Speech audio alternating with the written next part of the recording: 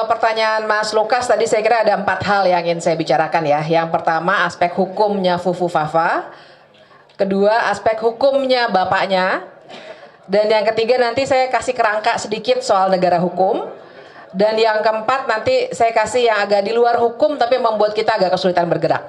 Nah jadi pertama aspek hukum Fufu Fafa. Jadi kalau persoalannya tadi sudah diurai dengan sangat baik ya. Jadi saya nggak akan mengulang. Tadi sudah banyak sekali yang ditampilkan, semua bukti dan lain sebagainya. Dan saya setuju dengan Mas Dedi bahwa pasti Pak Prabowo bukannya nggak tahu.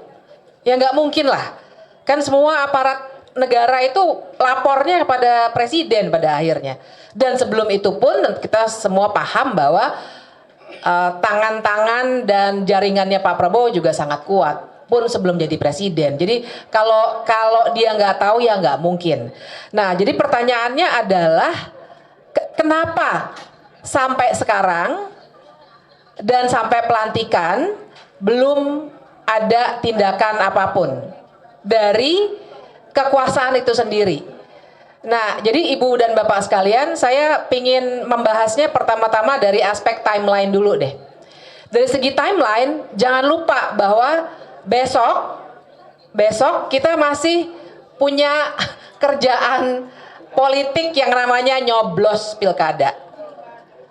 Dan kita semua tahu pilkada ini juga luar biasa, nggak kaleng-kaleng. Ini semua maksud saya pilkada serentak yang luar biasa banyak dan sangat kelihatan tuh antara yang didukung oleh kekuasaan. Bahkan kalau saya hobinya sambil jogging tuh dengerin bocor alus ya. Jadi saya denger bocor alus yang Sabtu kemarin tuh ada acara di mana ada yang ke Solo lah gitu berkonsultasi. Dan kemudian setelah itu sampai ada yang sudah beredar ya suratnya. Surat, bayangkan sudah nggak malu-malu bahkan untuk mengeluarkan surat resmi pakai kop, walaupun kopnya bukan gambar Garuda tapi nama. Tapi kan artinya ada yang memang sedang betul-betul dipertaruhkan paling tidak sampai besok. Atau sampai semua kepala daerah selesai urusannya bahkan di Mahkamah Konstitusi. Jangan lupa nanti ada sengketa pilkada kan segala macam. Nah jadi itu satu ya timeline pertama. Timeline 1B-nya adalah kalau kita semua melihat, kita selalu ngitung 100 hari, 100 hari, 100 hari. 100 harinya ibu dan bapak sekalian dan kawan-kawan kita harus hitung dengan memperhitungkan pilkada, tapi juga dengan memperhitungkan aspek-aspek lainnya untuk menjaga supaya ada kestabilan politik paling tidak di mata pemerintah yang sekarang. Kestabilan politik ini kelihatan sekali mau dijaga dengan rapi. Kita tahu sekarang ada kantor komunikasi presiden yang lebih rapi dengan segala macam ininya ya, jajarannya kita semua tahu, banyak kawan-kawan kita juga di situ. Jadi ingin dijaga betul dan teman-teman dan ibu bapak ingat bahwa ada laporan juga bahwa ada permintaan misalnya kepada Komnas HAM, paling tidak itulah yang diberitakan oleh Tempo, meminta supaya kasusnya Cak Munir itu jangan diapa-apain dulu paling tidak sampai 100 hari. Jadi mau dijaga betul kestabilan politik dalam tanda kutip. Nah, jadi itu yang harus kita baca untuk menjawab pertanyaan, apakah nanti akan ada sesuatu setelah 100 hari? Itu satu ya pertanyaan pertama. Pertanyaan keduanya adalah sesuatu itu apa? Nah, jadi yang dipaparkan oleh Mas Roy tadi, sebenarnya saya mau bilang, kita jangan berharap sama pidana, Mas Lukas. Karena kalau pidana, kita mau pakai apa? Pasal apa? Penghinaan presiden. Pembuktiannya luar biasa, ibu bapak ngomong-ngomong soal itu ya. Saya tuh baca putusannya Bawaslu ketawa tuh yang bikin video tuh katanya nggak bisa kena karena kalau dibuatnya videonya hari Minggu katanya gitu ya. Artinya presidennya lagi nggak jadi presiden. Saya bilang sama teman-teman saya, kalau gitu kita hina-hina aja yuk. Kasarnya gitu ya, kita hina-hina aja yuk pasal penghinaan presiden nggak bisa kena ke kita kalau hari Minggu. Karena hari Minggu dia bukan presiden. Maksudnya itu logikanya ngaco ya. Tentu saja saya nggak menyuruh orang menghina presiden, tapi logika itu kan ngaco gitu. Jadi itu ya ibu dan bapak. Saya agak melenceng dikit karena saya kesel lihat putusan itu. Nah, tapi begini. Tapi begini, jadi pasal pidana menurut saya akan sangat susah untuk kita masukkan. Pasal penghinaan presiden, nanti kita harus berdebat di persoalan teknisnya. Tapi ada satu sebenarnya yang membutuhkan proses politik, jadi dia hukum dan politik berkelindan, yaitu pasal pemakzulan. Pasal pemakzulan, Ibu dan Bapak, saya sebenarnya ada satu bahan lama yang tadi saya screenshot aja, nggak usah dibagi, nggak apa-apa. Saya bacakan aja ya pasalnya ya. Ada pasal 7B dalam konstitusi kita yang bilang bahwa, saya bacakan aja ya Ibu Bapak ya. Pasal 7B ini bilang bahwa 7A-nya dulu, presiden dan wakil presiden dapat diberhentikan. Presiden dan atau, bukan hanya presiden, tapi juga wakil presiden dapat diberhentikan oleh MPR atas usul DPR karena melakukan apa sajakah itu. Nah, ini yang menarik. Pasalnya bilang bahwa saya agak ini nih ngelihatnya nih, karena saya screenshot. Intinya adalah salah satu alasan untuk pemakzulan adalah perbuatan tercela. Perbuatan tercela. Jadi bukan hanya tindak pidana korupsi, kemudian kan ada pengkhianatan kepada negara, tapi juga perbuatan tercela, Ibu dan Bapak sekalian. Nah, perbuatan tercela ini kalau kita lihat modelnya di Amerika Serikat, ini yang namanya misdemeanor. Jadi yang kecil-kecil. Kenapa perbuatan tercela masuk? Logikanya adalah persis seperti hal-hal yang sekarang ini kita hadapi. Nggak perlu jadi koruptor, jangan sampai lah ya. Nggak perlu jadi pelaku kekerasan, tapi begitu dia sudah adabnya, tindak tanduknya, pikirannya sudah tidak lagi sesuai dengan syarat seorang presiden atau wakil presiden dan janji dan sumpah jabatannya, dia bisa kena pasal pemakzulan. Nah, jadi kalau saya sih menyarankan ke situ ketimbang pasal-pasal pidana. Karena kalau pasal pidana nanti kita akan ribet lagi dengan persoalan-persoalan teknisnya, terutama ini adalah pejabat negara. Ibu dan Bapak tahu kalau pejabat negara itu artinya juga secara pelaporannya misalnya ke polisi. Misalnya ke polisi ya, kalau pasal biasa penghinaan presiden atau undang-undang ITE dan lain sebagainya, kita kan kalau lapor ke polisi. Biasanya kita pakai aja kasusnya Haris dan Fathia karena semua orang kayaknya tahu. Haris dan Fathia maupun Pak Luhut dua-duanya melapor ke polisi. Tapi mana yang diproses? Laporannya Pak Luhut lah. Jadi bisa diduga kalau kita melapor dengan undang-undang ITE atau undang-undang KUHP, kita nggak akan direken, Ibu dan Bapak sekalian. Perlu saya ingatkan bahkan nih ya, Fufufafa bisa naik, itu kan juga sebenarnya melanggar undang-undang tentang penyelenggaraan negara yang bersih dan bebas KKN. Sebenarnya. Nah, waktu itu ada kawan yang melapor. Ditindaklanjuti atau tidak oleh aparat negara? Tidak. Jadi lebih baik kita berfokus pada aspek politik dari kasus perbuatan tercela ini. Dan sedikit saya kasih referensi buat contoh ya. Di Amerika Serikat, misdemeanor itu luas banget memang. Bill Gates, nah Ibu dan Bapak tahu Bill Gates, ingat ya Bill Gates ya. Kasusnya kan sebenarnya ini ya, kekerasan seksual, tindakan cabul ya kan. Monica Lewinsky, pasti masih ingat. Kok Bill Gates sih? Bill Clinton maksud saya, sama-sama Bill soalnya. Sorry. Maksud saya tentu saja Bill Clinton. Ada ya. Bill Clinton kasusnya adalah tindakan cabul dengan Monica Lewinsky. Tapi waktu dia diupayakan untuk dimakzulkan, tapi gagal ya Ibu dan Bapak. Yang dipersoalkan adalah kebohongannya kepada publik. Karena dia ngaku di hadapan publik bahwa saya tidak melakukan itu. Belakangan terbukti. Wah, jadi itu legal battle-nya luar biasa. Saya sendiri mengikuti karena itu menarik sekali. Karena dia pakai, ya di mana-mana kayaknya politisi sama ya. Kalau ada aspek hukum tuh belok-beloknya banyak sekali gitu. Nah, jadi waktu itu yang dia dipakai bukan tindakan cabulnya Bill Clinton itu sendiri terhadap atau kebalik Monica Lewinsky, tapi kebohongan dari Bill Clinton bahwa dia tidak pernah melakukan tindakan cabul itu. Nah, itu satu ya, Fufu Fafa. Yang kedua, PR dari Mas Lukas adalah bapaknya. Nah, kalau bapaknya saya kira saya sudah banyak ya, dan sekarang persoalannya gini. Tentu saja kita tidak lagi bisa pakai pasal 7A itu. Karena Jokowi bukan lagi presiden.